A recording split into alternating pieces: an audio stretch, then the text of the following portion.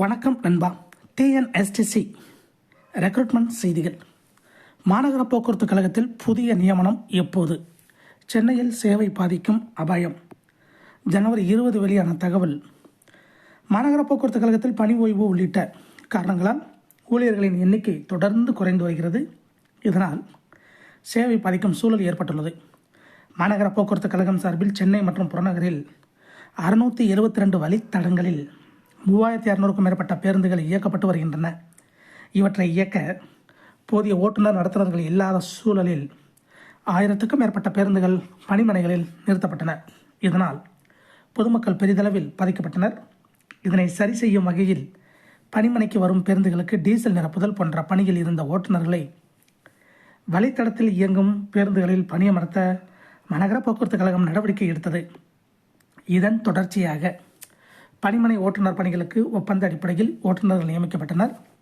அதே நேரம் ஆண்டுதோறும் நிரந்தர பணியாளர்கள் ஓய்வு பெற்று வருகின்றனர். ஆனால் புதிய பணியாளர்கள் நியமனம் தொடர்பான எந்த ஒரு நடவடிக்கையும் எடுக்கப்படவில்லை. விரைவு போக்குவரத்து கழகத்தை தவிர எந்த போக்குவரத்து கழகத்திலும் கடந்த 11 ஆண்டுகளுக்கு மேலாக நிரந்தர பணியாளர்கள் நியமிக்கப்படவில்லை.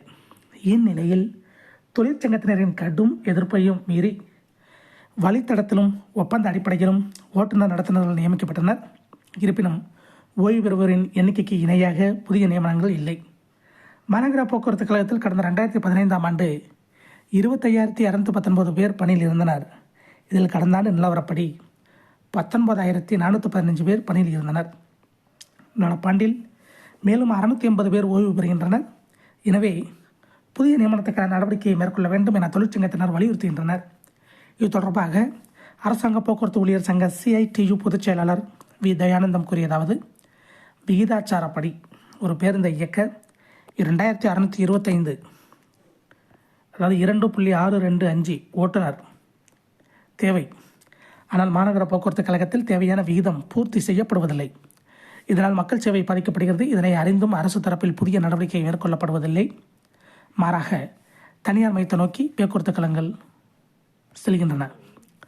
தனியார் நிறுவனத்திடம் ஒப்பந்தம் வழங்கும் போது அங்கு இடஒதுக்கீடு நடைமுறை இருக்காது, ஊழியர்களுக்கு பணி பாதுகாப்பு இருக்காது. இப்போதும் ஒப்பந்தம் பெற்ற நிறுவனத்தில் புதிதாக வேலைக்கு வருவோர் கூடுதல் ஊதியம் பெறுகின்றனர். ஆனால் முதலில் வந்தவர்களுக்கு ஊதிய உயர்வு வழங்கப்படவில்லை. இது தொழிலாளர் உரிமைக்கு எதிராக இருக்கிறது.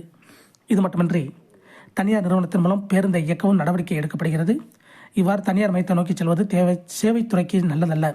எனவே புதிய நியமனம் தொடர்பான நடவடிக்கையை துரிதப்படுத்த வேண்டும். இவ்வாறு அவர் தெரிவித்தார். இதை போன்ற போக்குவரத்து துறை அப்டேட்டுகளை உடனுக்குடன் தெரிந்து கொள்ள நம்ம சேனலை சப்ஸ்கிரைப் பண்ணுங்கள், ஷேர் பண்ணுங்கள், லைக் பண்ணுங்கள். நன்றி, வணக்கம்.